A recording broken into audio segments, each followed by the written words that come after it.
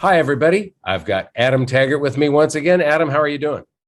I'm doing great. I kind of wish I weren't here today only because I'm filling in for Jeff Clark, who's out sick. So sorry that he's not feeling well, but thrilled to be here with you, Mike. Yeah, so if everybody could put down in the comments, wish Jeff well. So what have we got here today, Adam? Well, speaking of Jeff Clark, and by the way, get well soon, Jeff. We have an really, I think, just a tremendous email that Jeff just sent out to the gold silver email list, going over his 2022 gold price predictions. And this is a fantastic and pretty meaty report that he emailed out here. And I was thinking maybe, Mike, we could just go through it really briefly. So he puts together the bear case, the bull case. He's got some great charts in here. Why don't we sort of start with the bear case, which is, there's a number of people out there that are basically a lot of major banks, which have never been the biggest fans of gold, that have gold prices ranging from 1750 on the high end down to 1500 or just lower. They're not even really giving a hard forecast. You've seen this before, right? These guys tend to always be a little overly pessimistic.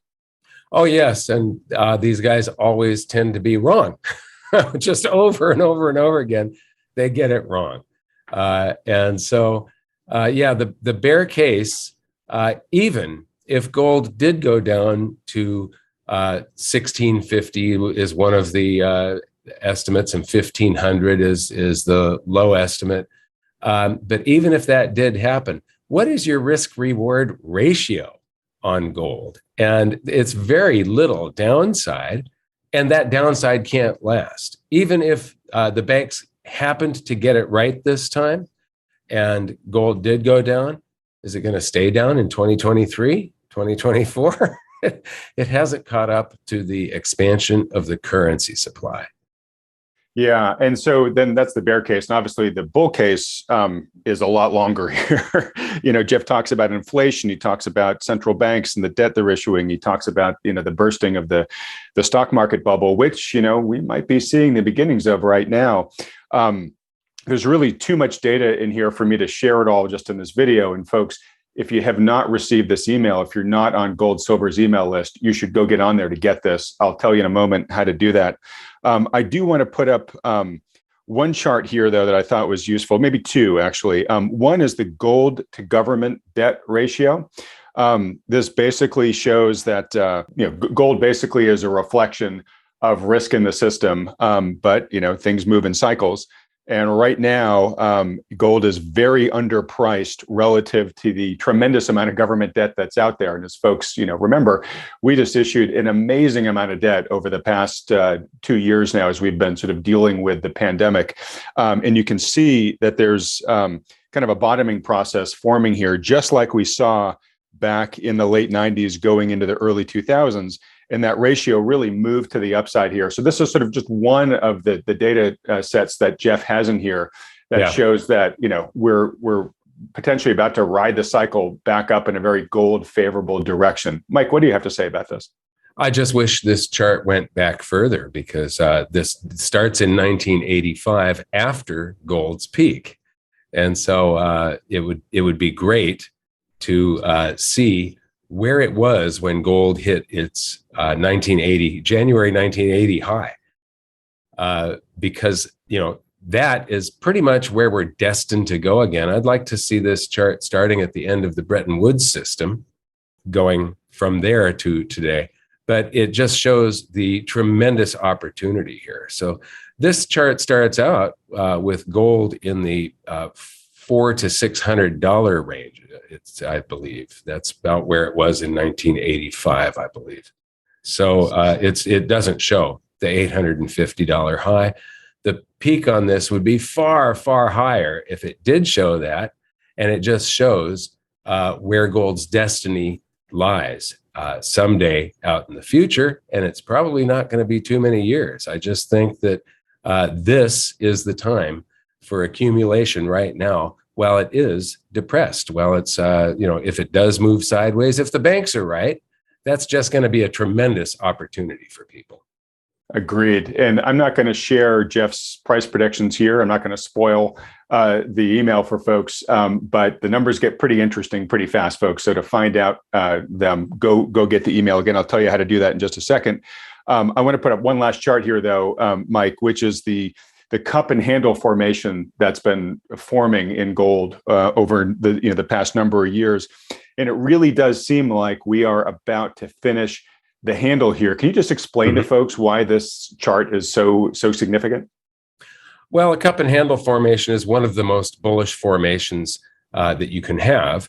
And basically, after going through a long period of consolidation, and we've had the cup starts back in 2011 and goes out to 2019. And then we've got the handle that's been forming for the past couple of years. When something goes through a big consolidation like this, especially when you've got real money measuring currency, and we keep on expanding the currency supply, the money has to reprice itself. That's basically what my book was about, and it's in the process of doing that. The consolidation looks like it's the handle looks like it's pretty much done. So we should see an explosion this year or next, and it should be huge according to this pattern. Patterns don't always play themselves out, but technical analysis is right more often than it's wrong. It gives you a slight advantage. And so this is incredible. What do you see there? Well, no, I see exactly that. And I just wanted to speak to it because I know in some of these videos we have some, long time holders of gold and silver who have been buying, waiting for the explosive repricing. And sometimes they get a little disheartened and say, gosh, when is it going to happen, guys? You're still talking about it. This cup and handle formation shows that we may not have that much left to wait because we're finishing out that handle pattern right there. Yeah. The first chart in this article that he wrote, that is, it's an email that people can get by signing up for our free email list. They'll get great analysis like this, is just the CPI. But when you look at this, and it's just monthly, starting at the beginning of last year to the end of last year. This is just 1 year, 1.4%. And then December was 7%.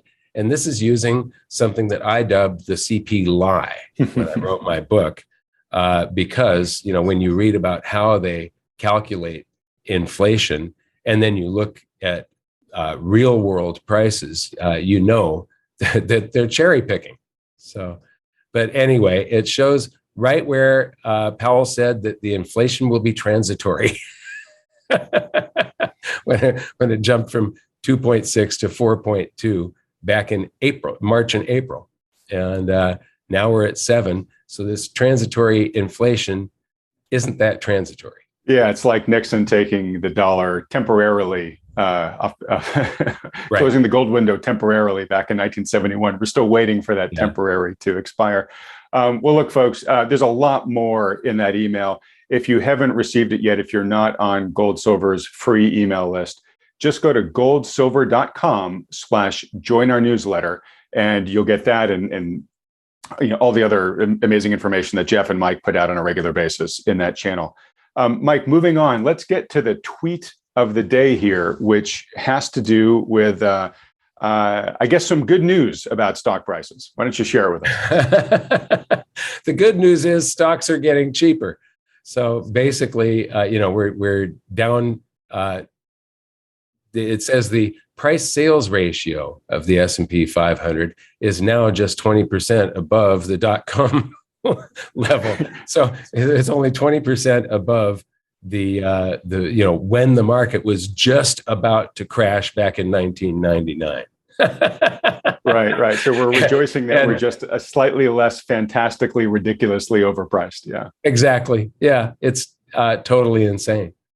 And it's important to note that this is the price to sales ratio, and why that's important to distinguish from a price to earnings ratio, which is a very common way to value stocks, is that earnings can be manipulated by all sorts of gimmickry. There's plenty of different ways to make a company look more or less profitable than the actual cash it brought in. But revenues are much harder to fake.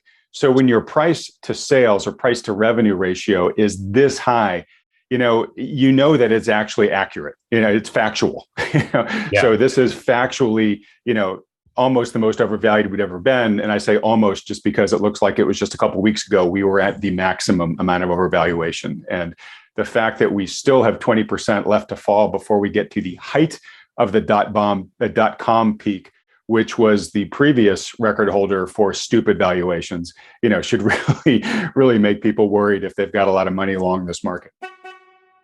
Yeah. It's the destiny for the stock market is in the opposite direction of gold's destiny. So that's a great way to put it. Yeah. All right. So just a reminder for folks, please just take a second, hit the like button on this video and subscribe to this channel if you haven't already. Mike, I just want to move on here to our chart of the day. This is a chart of the 3-month Treasury yield versus inflation. Explain to people what this chart is saying and why it's so important. Well, this is a 3-month rolling average. So each month it's taking that month plus the previous 2 months and averaging it to sort of smooth things out a little bit. But the yellow line here is the Treasury yield. And then you've got inflation is the red line. And when you deduct the red line from the yellow line, you end up with the green line, which is the real yield. So the yield of your treasuries now, we're at 7% as of December inflation, and treasuries are basically not yielding anything. And so 7% of your value is being stolen on an annualized basis, is being stolen from you.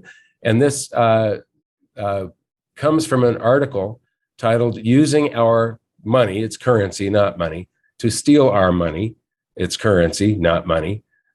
You can't do this with money, but they're using our currency to steal our currency. So they're stealing the purchasing power of it by expanding the currency supply. And this, it's a wealth transfer to the government. Normally, an investor should be rewarded for saving and being prudent with his funds.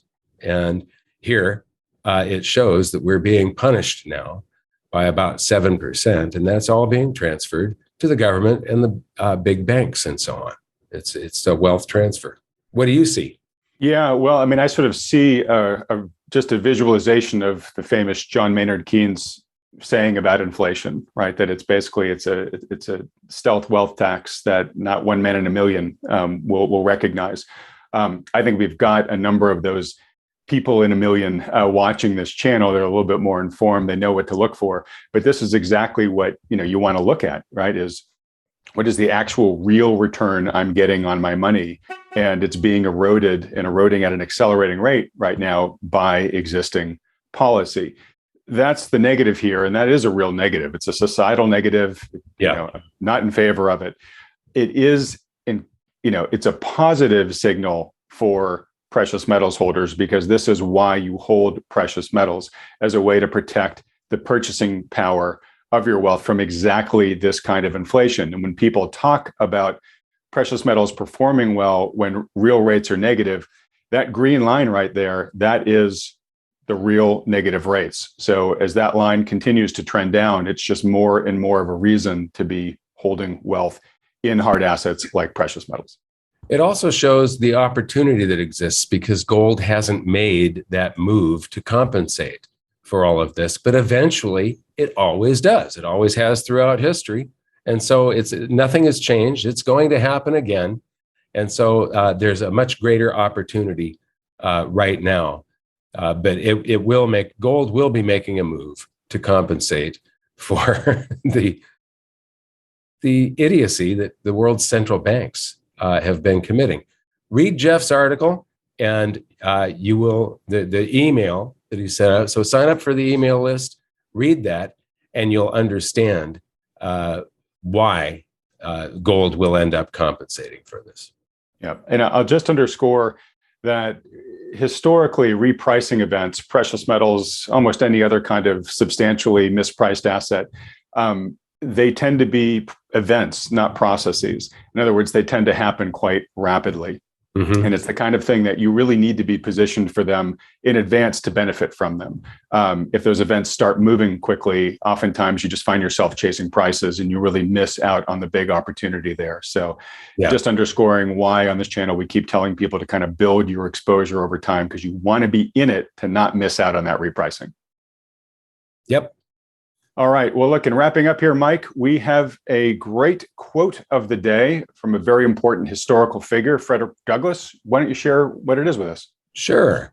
Find out just what any people will quietly submit to, and you have the exact measure of the injustice and wrong which will be imposed on them. And this is a great quote, and it really makes me worried with what is going on today, because we have been quietly submitting to greater and greater injustices and wrong. So I want to thank you a lot, Adam, and thanks everybody for watching. So we'll see you next time. Bye, Adam. Bye, Mike. Always a pleasure.